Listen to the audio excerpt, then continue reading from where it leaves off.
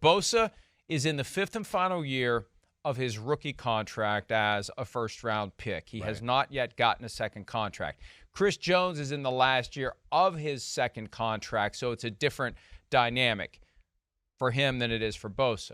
With Bosa, I think what makes this surprising for everyone, I go all the way back to when he was a rookie because his brother Joey held out deep into training camp preseason over whatever you can haggle about as a first-round pick, and there isn't a whole lot, but he did, and he took a hard line, and he didn't blink, and I thought, oh, Nick's going to do the same thing, which is fine, but if that's the way you do it, that's the way you do it. Well, it happened quickly with Nick, and then after year 3, when the window opens on a long-term contract, given the injury that he suffered, the torn ACL his second year, I thought last year is when Bosa would take the stand and say, I want mine now, and would potentially hold out to get his. And when he didn't, I'm thinking, okay, well, this is just different. He's wired differently than his brother. Right. He's not going to draw that hard line. He's not going to send the message he's willing to miss games because, as we've said time and again, they use their love of the sport against them. The owners use the fact that the players want to play against them, and they don't make the offers that maybe the players would happily accept because they want to play. Here we are, though. Nick Bosa sending the loud and clear message, and I think the 49ers underestimated his resolve. Yeah. And underestimated how strongly he wants what he wants, and they thought he would blink by now. This is all about, as we get to midnight, the two sides finding a middle ground. And the fact that they haven't tells me Bosa has a position that he's not budging from. The 49ers have a position that they're not budging from, and now they're just going to wait each other out. And if it doesn't get done by Sunday, they're going to wait each other out for week 2, and then week 3, and then week 4. And just like Chris Jones, Bosa would show up week 8. That's how you get credit for the contract year and push everything to next year when he would be franchise tagged. And by next year, they would know this guy's serious if he misses the first 7 games of the 2023 season. Yeah, no, I mean, you're right. It's serious now. They got to know it's serious this second. You know, we hit on this a little last week, right? I mean, I'm not shocked that this went deep into training camp. I'm not. You know, one, you explained it right. Joey Bosa, Nick, the father was an ex-NFL football player. Anybody you talk to that knows the Bosa family will tell you that, they're business savvy. They are that way. And yeah, they're willing to, draw a line in the sand and say, no, this is where it is and we're not crossing. And then let alone the agent that represents the Bosas, he's known to be a little bit of a stickler, drives a hard bargain, whatever. He's not going to let any detail go, unnoticed or whatever his client's asking for. So I don't think it's shocking that way. Am I shocked it's to this point right now? Yes, I am. Right? I can even speak. I don't think I'm speaking out of turn here. And I might have said this a little bit last week. But I don't think Kyle Shanahan was not shocked that Nick Bosa wasn't there the first 2-3 weeks of training camp. I remember before training camp him kind of telling me he didn't think he was going to see him for a little while, and that was fine. He knew he was going to be in shape, and he even said, there's a part of me that's glad he's not there right off the bat because he'll have a new contract and he'll want to prove to everybody he's the man, and he'll be running around like a psycho and going crazy.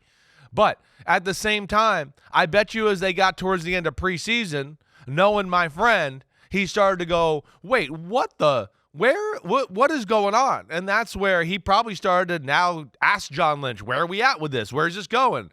Right? And I think that's where they're probably shocked. But I think they were aware of the Bosas and their mindset when it comes to this type of stuff. But, yeah, I don't even think they expected it to be this close to week 1, Mike. Well, and not a whole lot has come out about what the issues are. I saw something over the weekend about a $4 million per year gap, but it's always more than money. It's structure. It's what's going to be guaranteed. Exactly. The signing 49ers bonuses have a certain way. They have a certain way of doing things where, remember, April 1 was always such a key date. That's when guarantees become fully vested, which give them that window every year to make a decision after the season ends. Are we going to continue this relationship before the guarantees become fully vested on April 1? A lot of teams will make money guaranteed right out of the gates, but the future guarantees, the best contracts The future guarantees, like the guarantees for 2024, vest in 2023. The guarantees for 2025 vest in 2024. Some teams hold a hard line on, I want to be able to pull the plug each and every year, like we saw the Raiders do with Derek Carr. His guarantees beyond 2022 vested in February of 2023. They had a small window to cut him, and they did before the guarantees became fully vested. So that may be one of the issues because the 49ers always want to have that freedom. But the bottom line is Nick Bosa's dug in, the 49ers are dug in, and Bosa knows the cost of this. Right. He knows what the fines were, and they became very expensive. You ultimately, for missing preseason games as a player with the fifth-year option, you lose a game check. The fine is the amount of a regular season game check for each preseason game you miss. The difference is his fines can be waived, and they presumably will be when they finally reach a bottom line agreement. Yes. They're not done with Nick Bosa. Right. They don't want to agitate him to the point where he wants out. Exactly. But he's dug in, and he knows the cost of missing games, and he's willing to go without roughly $1 million a game. He's due to make $17 million or so this year on his fifth-year option. For the 49ers, we don't know the cost. Put up their schedule, please. They start with the Steelers. They've got two of the games that are among the easiest on their schedule in the first 4 weeks. They see the Rams and they see the Cardinals. And let's face it, as the 49ers schedule goes, Rams and Cardinals, probably 4 wins this year unless there's some sort of any given Sunday upset. But they play the Giants also in the first 4 weeks. So that's a recipe for 4-0 if Nick Bosa's there. Steelers, Rams, Giants, Cardinals. They should start 4-0 if Nick Bosa's there. If he's not there, I don't know what's going to happen. And if you turn one of those wins into a loss, Chris, that's something that can echo into January. Because you can't change that no matter what your team is, no matter what it's done, no matter how good it is.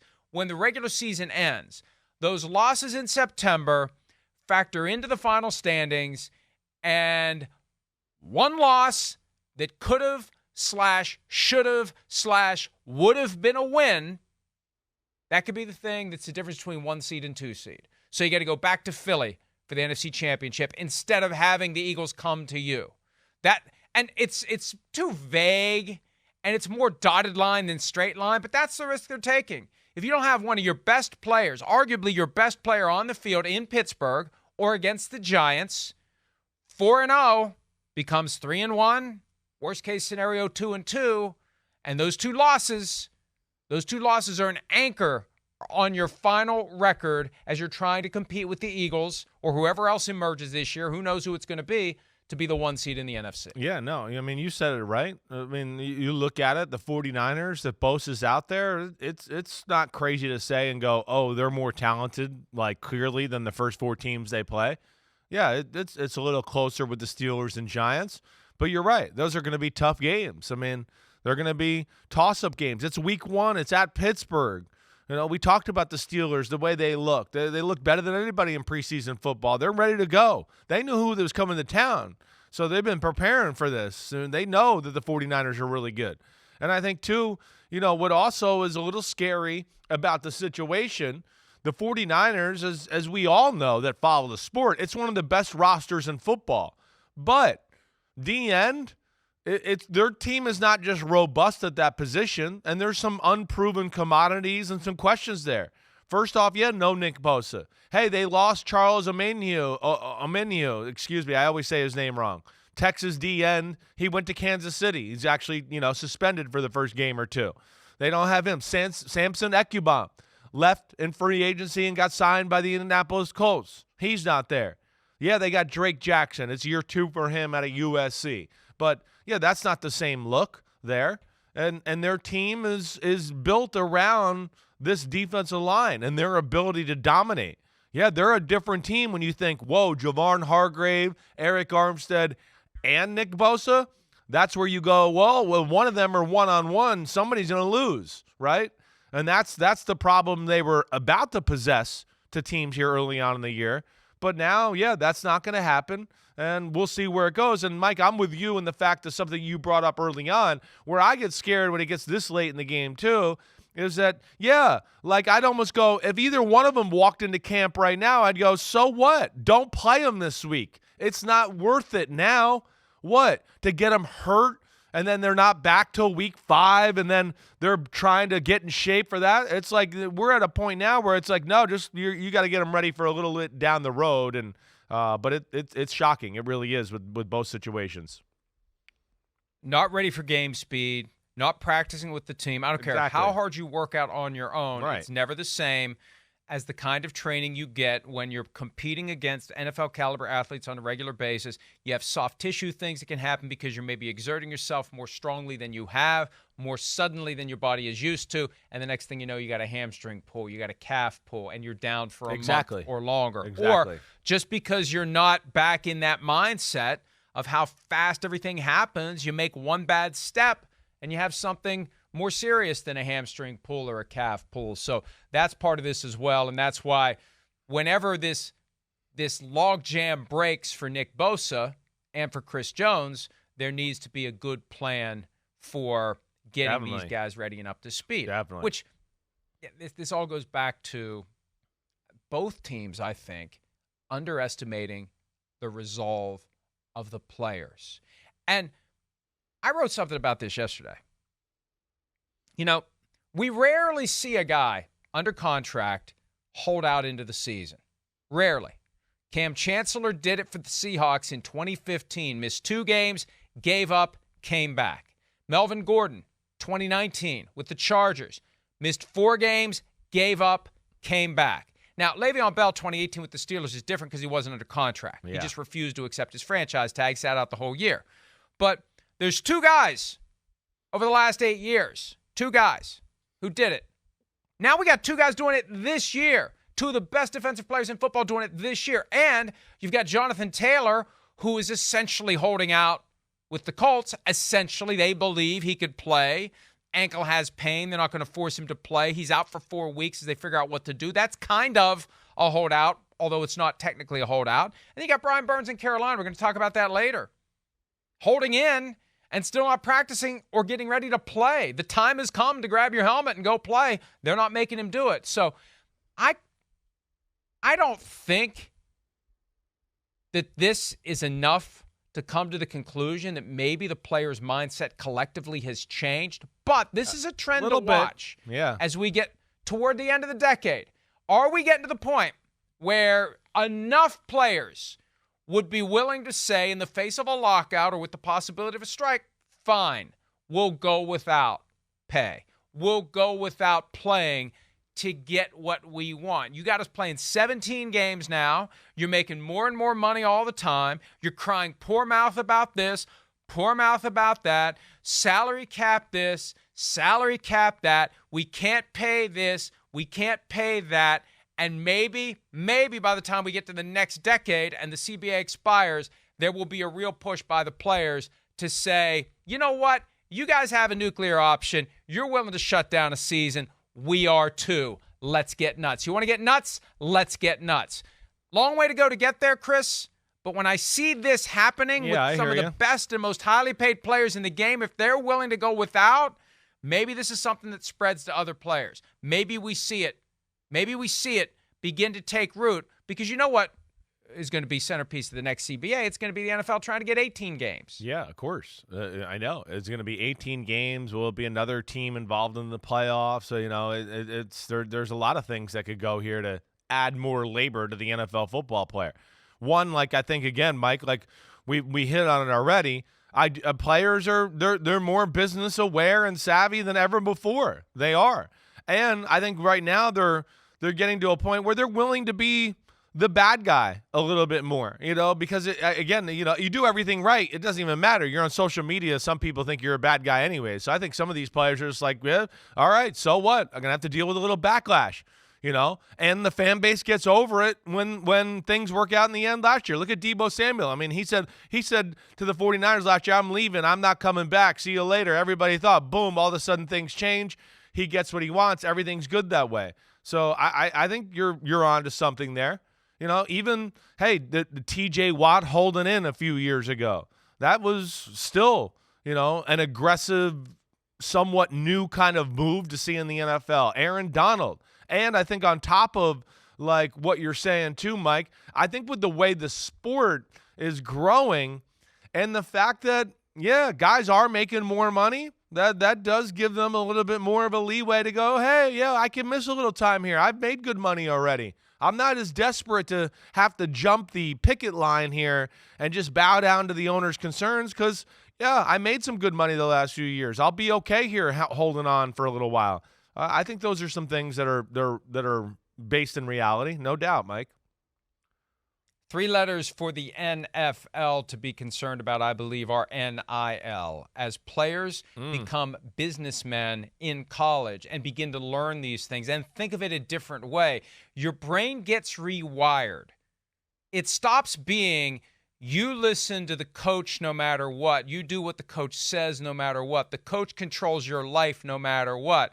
Transfer portal, NIL, it's the player understanding I can take charge of my life. I have power over my life. I have money in the bank.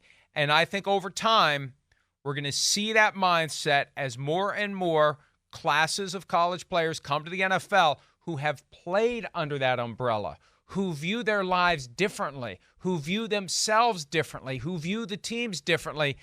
This is all part of a broader play that we need to keep an eye on because we could have, and it's years off, but it really isn't that far off. We could have a mindset taking root in the NFL, and Chris Jones and Nick Bosa could be at the cutting edge of it, that, you know what? You want to lock us out for a year because you won't relent on your desire to have 18 regular season games and we don't want 18 regular season games? Fine, lock us out. Or you're not going to give us what we want in this new CBA because you just know you can stand back and go without football for a year because you have all this money in the bank and all these other holdings and whatnot? Fine, go without football for a year. We will too. That's the only way to equalize the bargaining power between owners and players, is to have players willing to sit out for a full year. And our point is we try to take this thread and pull it all the way out of the spool. What we're seeing from Bosa and Jones could be. You throw in the NIL, you throw in the transfer portal, you throw in just the way players are thinking of themselves as businessmen. This could be the early stages of something that changes the way players view themselves and how players view their teams. And the fans are kind of caught in the middle of it. Well, hey, folks, you better get used to it because this is where the puck is going. Yeah, no, I would agree. I mean, players are only going to get smarter as far as, you know, the business side of this whole thing in the NFL. They're very aware right now. And I think, Mike, to where I'm a little surprised about this whole thing is just, you know, one, Nick Bosa, I think everybody in the league, what is the holdup? You know, you kind of mentioned it early on. What is the holdup? Everybody in football thinks Nick Bosa is getting a contract that's more expensive on a yearly average than Aaron Donald. So, like, where is it, you know? I mean, everybody's like, well, okay, we know he's going to one-up him, but is it by how much? Is it the guaranteed money? What is it? And that's, I think, the surprising thing, because it seemed like it was just like, okay, he passes Aaron Donald, then we're good. You know, Chris Jones, it's not quite the same thing. I saw your article this weekend. That was great. You know, it's good to know we've kind of been somewhat on the right track a little bit, talking about the subject a little, but, like, with what we've said too. Hey, we don't think he wants to pass up Aaron Donald. He just wants to be in the ballpark a little bit, a little closer, right? You know, probably the respect of, wait, I've been better than Quinnen Williams and Jeffrey Simmons and all these guys for quite a while now. And we got, you know, 2 Super Bowl rings. So he wants a little bit more money than them, but he doesn't want Aaron Donald. And I'm just kind of shocked that gap hasn't been bridged by the Chiefs and his people as well. Hi, it's Mike Florio. Thanks for watching PFT on YouTube. Hit subscribe for the latest news and analysis from Pro Football Talk.